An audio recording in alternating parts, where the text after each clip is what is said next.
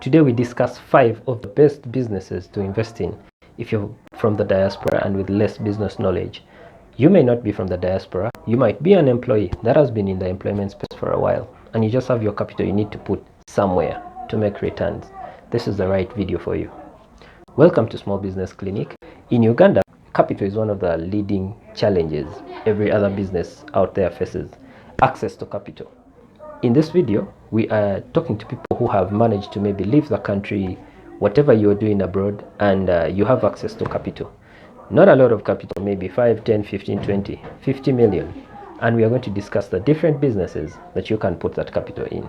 There is no concrete place I could say this is the best. It's dependent on your options where you'd want to put this money.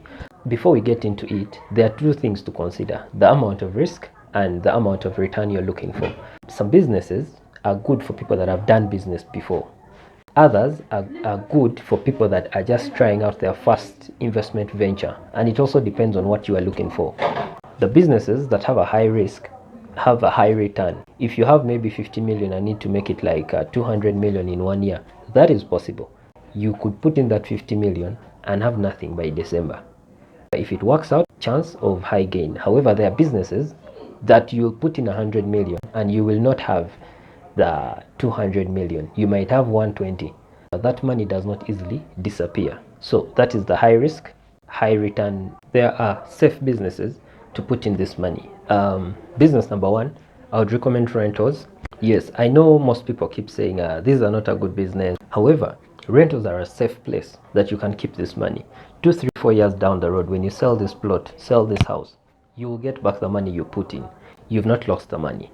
Another place is the government bonds and treasury bills. They usually compare them to rentals. It's dependent on what you prefer. Anyway, that's a safe space. Bonds and treasury bills, it's like lending money to government. Government will pay. The interest might be lower. You might not make 300% interest. However, you have your money back with profit. Another proven sector is agriculture, where many people have returned with capital and invested in agriculture, and over time they have made wealth. Agriculture may pay back higher than rentals. However, agriculture can kill all that money. You get? That's the difference. So the high risk, high returns, but still high risk.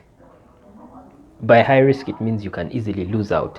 So rentals and treasury bills are a safe place to put the money. Agriculture is a proven spot. One new business that has come up post COVID is the hotspot business. It's a trending business. If you install now, all you need is a place with high population and maybe people pay 1,000. If you can have an area with 100 subscribers every day, that's 1 million in 10 days. So in a month, you'll be making 3 million shillings from the comfort of your place. Even if you are still abroad, all this money is collected safely by your payment processor. You could run and monitor the business from wherever you are in the world. Another option, since you will have traveled, you've been here for a while and been there for a while, I would recommend tourism, because you know some things that are here. Either you could bring the people from there to come and visit Uganda, or you could pick Ugandans and different people from the East African region to go for tours there. I've seen tour companies organizing international trips from schools to universities to soccer teams to... As the income levels increase in Uganda, people are taking up more and more of luxury activities. Touring the world could be an option you could invest into, taking people abroad. Another option could be the different foods, because staying there, you learned different ways on different tastes of food. This is specifically to the ladies that have been abroad, and most of you have either worked in home, you know how to prepare these foods. When you look back this side, there are still people that are from that side that are here, and when you look at the restaurant prices, it's a bit high. What if you opened up a mini restaurant and you sold these types of foods? You might not sell the actual foods, because the African population might not consume it. You could bring the cooking skills that you learned from there and put it into your restaurant. Sell local foods by tasting better with a new taste. And then you could eventually start with home delivery and what. Down the road, you would get your line of customers and the business could grow and become a big business. Now, to the 2 recommended high-risk businesses that I look into if you have serious money. One could be investment in startups. It's not a common word you'll find everybody throwing around in business. However, startups are businesses that are targeting to grow very fast and looking to grow not only to serve Uganda.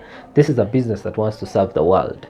So you might find something like Safe Border. Safe Border is not only looking at Uganda. Safe Border has expanded to Kenya, expanded to Nigeria. So you can find Safe Border in the early stages and buy shares under Safe Border. Someday you could sell for even 30 times the money you put in. That is how startups work. There are different startups, and the Ugandan startup ecosystem is really promising. Another very high returning sector is getting into the loan business. But now, getting back that money when you lend people, yeah, that could multiply your money very fast. Most people don't have the, I don't know how to call it, the wrath and the energy required to recoup money from people. However, you could put, before you take money, you leave me with a collateral. If you have maybe a TV, bring it over here. That causes now costs for storage and what. So if you go in the high-end lending, they'll give you the card, because all you need is a card. You could safely store it in a bank. However, you could also give these loans not looking at for personal use, maybe school fees or what. No, you would only give business loans. For example, a concert, you'd fund the concert and make your collections at the gate. Somebody wants to import maybe stuff, and you cover the cost for shipment. The first sale brings back your money, because we have a challenge currently in Uganda where access to finance is another very big problem. And you could solve this problem by offering low interest secure loans to these businesses, and you'll get your returns. So for this edition, that is what we've discussed. In the next edition, we shall be discussing other low income businesses that an everyday person can start. And then if you have any other that you have done and it has really worked for you after maybe working abroad or maybe saving your salary as an employee, drop it in the comment section so that we can all learn and share. Thank you.